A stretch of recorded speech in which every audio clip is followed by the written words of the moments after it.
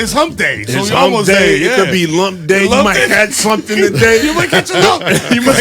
We was just warming up, talking about our grievances, airing our grievances. Yes. Kaz came in hot today. Yeah, The T-Man was not at the tea stand. Yo, I went to my bodega that I go to every single morning to get my tea. Tea guy's not there. Come on, man. Go to Dunkin' Donuts. I'm thinking, all right, I can get the tea at Dunkin' Donuts. I'll pay for the tea. No They're tea. like, yo, No tea. tea machine. How the tea machine not work? You got hot water? Bro. And it be the little things, you know what I'm saying? Yo. It be the little thing, because when you got all the other things that's not aligned, Bruh. and then somebody just want to step on your toe, you like, you know what? I'll choke you right Yo, now. it's just a domino effect the whole day. You know what? One of my pet peeves, you're talking about pet peeves all day long, right? One of my biggest pet peeves is lawsuits in hip hop. Lawsuits in hip hop is one of those things I always raise an eyebrow on. But sometimes you kind of understand. In November, made a lot of headlines when Cam allegedly filed suit against J. Cole. Oh, yeah. For breach of contract. Now we know Cam was on the intro for the off season. He was already 24. I might delete later. And Cam, finally addressed the lawsuit on the latest edition of Talk with Flea, the spinoff of It Is What It Is podcast. We got some audio, Shiny. Let's play it. I did the record for him for his intro. I told him I may need a verse whenever I get a project done. I need a verse. I'm exaggerating, but he's like the shock rain right now. And let's do an interview. Cool, June is coming. Oh, we pushed the album back. I don't want to just do an interview. All right, I'll call you back in October. February, definitely. February, I'm dead ass on February. February come. Yo, what's up? Oh shit. Yo, that is the swerver Rooney, bro. Listen. That is a tremendous And swerve. I float a lot of bail to J. Cole, man. That's my guy. I love him as an artist. But I know I'm getting spun. You know what I'm saying? And you got to understand, probably from where Cam comes from, he probably would deal with being spun in a different way. You know what I mean? He might spin, right? He might spin you for real. So I think, all jokes aside, you know what I mean? I think he's kind of, sounds crazy, kind of handling it the right way. You know what I mean? Like if you said he was going to do this thing for me and I can't just run up on you and hold you by the ankles outside your balcony and get what I need out of you, you know what I'm saying? Right. Sometimes this ain't the 90s. Like he's doing what he's supposed to do to protect his interests. And I sound like a fed even talking like this, but it is what it is. Like I get it, but I can't fault Cam for taking this route. Yeah, I never thought in my 42 years of life that I would see Cameron Giles being like, "Yo, I'm gonna sue you, Flea." But listen, but for that reason for that reason, we know how Cam probably would have handled things back in the day, and you can't really do that. You know what I mean? Dirk, take note. You know what I'm saying? You gotta with new levels, you gotta handle them in different ways. You can't just do what you rap about. Is this growth? Because I feel like in hip hop is lose-lose. It is lose. You know what I'm lose-lose. saying? Like, Yeah. is it growth? Like, yo, I'm a grown man now. We're gonna handle this in court. But I'm Cameron, and I've been talking about beating people up and running down on people for forever. Well, I tell you what, Cam is definitely about his money. He's always going to be about his money. He's a big businessman, so he's like, you know what? I'm not going to get my money back from dissing him, and I'm not going to get my money back from trying to beat him up, and I'm not going to get. So I'm just going to get this money. I'm going to get to it. And you got to think of it personally too, right? Like you got what you needed out of me. Like you got me on the intro for the off season. You got me on the feature record. I gave you what you asked for, and now you don't want to feel like you're getting played. I almost feel like Cam will even drop the lawsuit if J. Cole just did the interview or gave him the verse. I think so. Yeah. Oh yeah. At this point, I want to hear the verse now. I would love. Cole seemed like the type of person who would now do the verse, talking about like, man, I need the interview. I need Cameron. I need Cam. I need Flea asking J. Cole, yo, fam. Why'd you try to spin me, though? Come on. Yo, come on. That's crazy. That's crazy. That's crazy, Cole. Come on. Don't do me like that. The largest football contest in the world is upon us. And there was a post on our very own Hot 97 Instagram. So if you don't follow, go follow that right now. Shout out Rambo. Shout out to Rambo. Yeah. There was a post about Boosie Badazz campaigning for Chris Brown to perform at the halftime Super Bowl show. So he says he's been saying it. He says, for so many years, I've seen many different artists perform. No CB, no call at all. Better yet, disrespectful.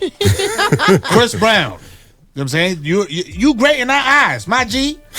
That's a terrible Boosie. Listen, man, it's 8:20. Okay, maybe by 9:30 I'll have the Boosie down. Maybe. But do y'all agree with Boosie? Listen, I think Chris Brown definitely has the catalog to do the Super Bowl. I mean, the Breezy Bowl was incredible, but you know what it is with Chris Brown, man. Like, it's Jay-Z will never. He won't let it happen. Absolutely it's just not not. because of Rihanna. It's one of those things that's just probably just not going to happen for him, man. Oh. Like, not just the Super Bowl. It's like Chris Brown, they put him at a level of fame where they just won't let him do certain things. Yes. Like, he could do everything. And I think that's what kind of makes his success even more, like, powerful. Because it's like, he doesn't get, like, the mainstream push anymore. You know what I'm saying? Like, I think he just got a Grammy last year. You know what I mean? Like, they don't really have him doing a lot of the mainstream shows like that. And the Super Bowl is as mainstream as it gets. Super. Bro. Bad Bunny is as wholesome of an artist as we possibly have, and they are on his ass every day. Could you imagine the firestorm would be if Chris Brown got the Super Bowl? Insane. Uno. I mean, listen, I agree. Our own musicologist. Chris Brown absolutely has the catalog to do the Super Bowl. Now, the question is, does Chris Brown even want to do the Super Bowl? Because Chris Brown was out here selling out every Super Bowl, every football arena by himself. By himself. You know Did that Breezy Bowl. He called it the Breezy Bowl. He said, you know what? I don't need the Super Bowl. I'll do my own bowl, which he proved he could do. So actually, I think he gets... The NFL will get more out of it than Chris Brown would at this point. Yeah. Because when he did his Breezy Bowl, I was there over there in New Jersey. That's 2 hours of straight hits. Right. 2 hours. Shawnee didn't even know. Shawnee was like, wait, I didn't know Chris Brown had this many hits. Just hit after hit He's after never hit. stopped working since he was, 16? Doing Run It? Yeah. That first album? Had you saying he couldn't believe he was 16? Right. Yeah. He's 16. You know what I'm saying? Still out here doing backflips. Right. But I mean, but you gotta remember, right? Like the Super Bowl, you don't even need like 2 hours of hits. You need 10 minutes of Like hits. 5 joints. You know what I'm saying? And you gotta be able to He perform. would have a problem picking the hits. Like, Right. he would have a problem bringing down a Chris Brown playlist for the Super Bowl. Facts. I mean, I don't know, man. Like, who gets the Super Bowl halftime show after next year? I mean, I know who gets it. I know who gets it. We were talking A white person. If they got to do correction. They got to do direction corrections. They're gonna have Jelly Roll and Justin Bieber on there. All right, so Shaboozey is facing a little bit of controversy from his Grammy Awards speech. Now, he did get up there and say a lot about, immigrants building this country, because we do know what we're faced with right now with ICE. Now, I want to remind you of his speech and play a little bit of that for you, and then let you know who exactly is upset. Immigrants built this country, literally. So this is for them, for all children of immigrants. This is also for those who came to this country in search of better opportunity, to be a part of a nation that promised freedom for all and equal opportunity to everyone willing to work for it. Thank you for bringing your culture, your music, your stories, and your traditions here. You give America color. I love y'all so much. Thank you.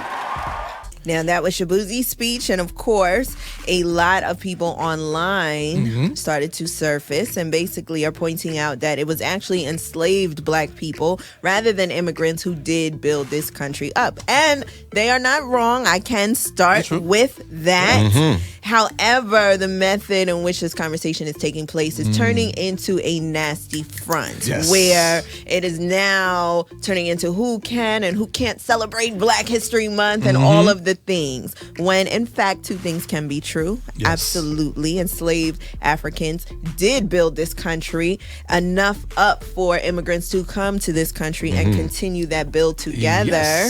And Shaboozey did come back out and write a letter to the world, basically saying that he does know that black people put this country together, and he too is a black man who also comes from immigrant family from Nigeria, and he respects all of it, and he did not mean to offend anybody. Yeah, I think as a fellow Nigerian, I could relate healthily to this conversation. Yeah, absolutely. Like, Black Americans helped build this country. They first built this country.